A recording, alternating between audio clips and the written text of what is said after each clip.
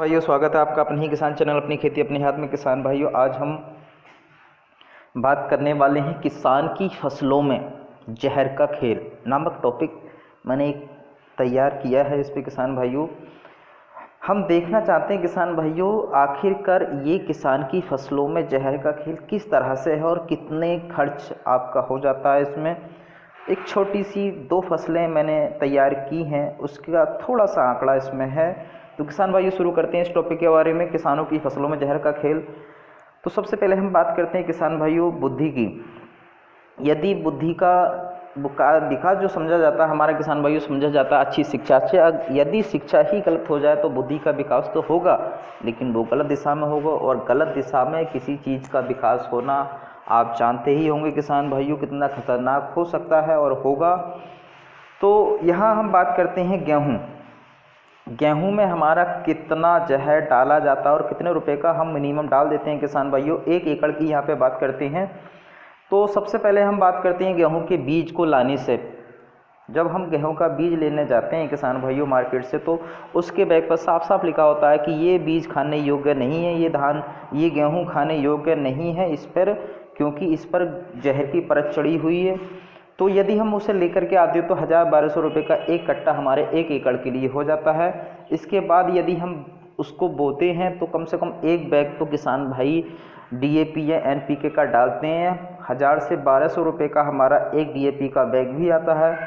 जब हमने उसको बो दिया तो उसके बाद खरपतवार नाशी का भी एक प्रयोग करते हैं किसान भाई, तो उसमें भी 500 या 1000 रुपये का आपका खरपतवार नाशी का 1 एकड़ में स्प्रे हो जाता है।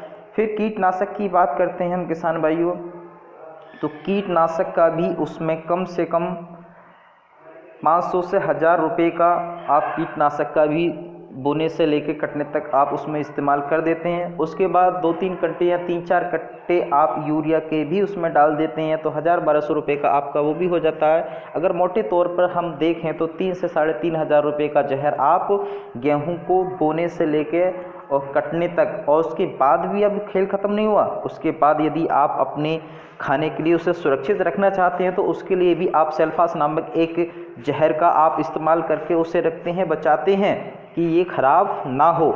इसके बाद हम बात कर लेते हैं चावल की। तो चावल की अगर हम बात करें तो चावल की नर्सरी तैयार करने के लिए जो हम गेहूँ उसका धान का बीज लेकर आते हैं तो उसको भी कम से कम ये लिखा होता है कि ये भी जहर युक्त ही होता है। 1000-1200 का आपका वो आता है। उसके बाद रोपाई योग्य जब आपका हो जाता है, नर्सरी तैयार हो जाती है, तो कम से कम 1.5 से 2 बैग आप किसान भाई उसमें डालते हैं 1 एकड़ में, तो उसका भी जो है 2000 से 2400 रुपये के आसपास का आपका वो हो जाता है। फिर उसके बाद खरपतवार नाशी आप उसमें लगाते हैं।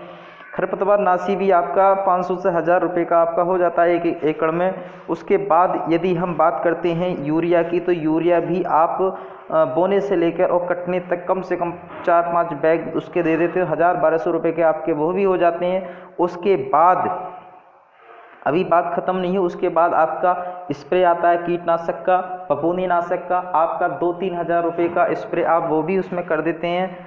उसके बाद भी आपका धान तैयार हो गया, आप कटने को तैयार है। उसको सुरक्षित रखने के लिए भी आपको किसान भाई उसमें सल्फास लगा करके रखते हैं। तो इस तरह से ये सारी चीज़ें आपकी हो जाती हैं किसान भाइयों। अब 1 एकड़ में यदि बात करें गेहूं और धान की, 9 से 10 हज़ार रुपये का जहर आप इन फसलों में लेके बोने से और खाने तक लगा देते हैं। और यदि आप जब 9-10 हज़ार रुपये का ये जहर आप अपनी फसलों में लगा देते हैं, तो अब हम बात करते हैं हमारे देश में करीब 3946 एकड़ भूमि है कृषि, जिसमें से लगभग 2156 लाख सिंचित भूमि है, जिस पर कि गेहूं और धान हमारे किसान भाई करते हैं। और यदि हम बात करें 9-10 हज़ार रुपये इन दोनों फसलों पर प्रति एकड़ खर्च हो जाते हैं, तो 2156 लाख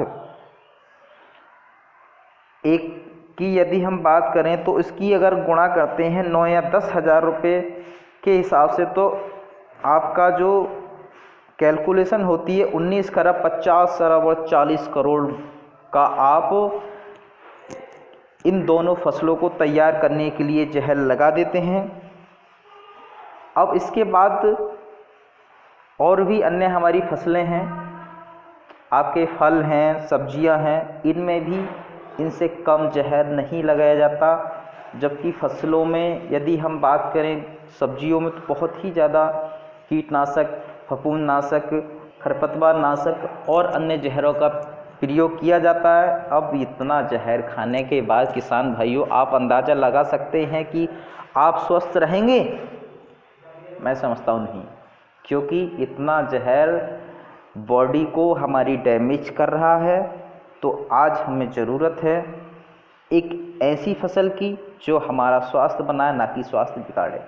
जो फल फ्रूट हम खा रहे हैं वो स्वास्थ्य बनाने के लिए खाते हैं, और उसमें इतना जहर भरा हुआ है कि वो हमें फ़ायदा पहुंचाने की बजाय नुकसान पहुंचा देते हैं। जो सब्जियां हम अपना स्वास्थ्य बनाने के लिए खा रहे हैं वो भी हमारी अछूती नहीं है, उसमें भी जहर इतना भरा हुआ है कि वो हमें बजाय स्वास्थ्य के हमारा स्वास्थ्य बेकार कर देती हैं। तो अब मैं आप सबको सलाह देना चाहूँगा कि आपको अब ज़रूरत है, पहले ये धारणा थी कि एक फैमिली डॉक्टर होना चाहिए, लेकिन अब मैं सभी से ये कहना चाहूँगा, खासकर जो शहरी हमारे बंधु हैं उनसे कहना चाहूँगा कि आप अपने लिए एक फैमिली किसान भी ढूंढ के रखें, जिससे कि आपके लिए वो इन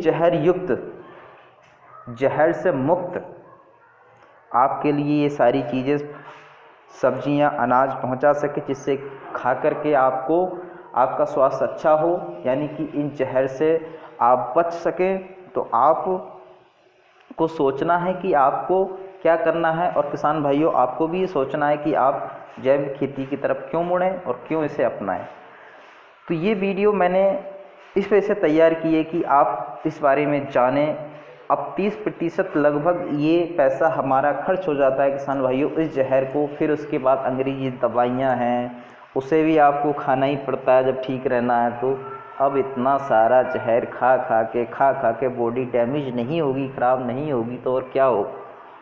तो आपको आपसे विनम्र निवेदन है कि आप इन सारी चीज़ों को कम करें, और अच्छा और स्वस्थ भोजन यदि आपको तैयार करना है तो आप इन चीज़ों को छोड़ करके जैविक खेती को अपनाएं। और हाँ, जो शहरी भाई हैं या जो गांव में रहना चाहते हैं, जिनके पास ज़मीनें नहीं हैं, वो भी अपने लिए अच्छी और इन जहर से मुक्त अपने लिए कुछ सब्जियां तैयार कर सकते हैं घर पर ही। तो उसके लिए मैं अगली वीडियो में आपको बताऊंगा। तो आपसे तब तक के लिए अनुमति चाहूँगा, और आपके लिए कामना करूँगा कि आपका स्वास्थ्य अच्छा हो। तब तक के लिए आप सभी को जय हिंद, जय भारत।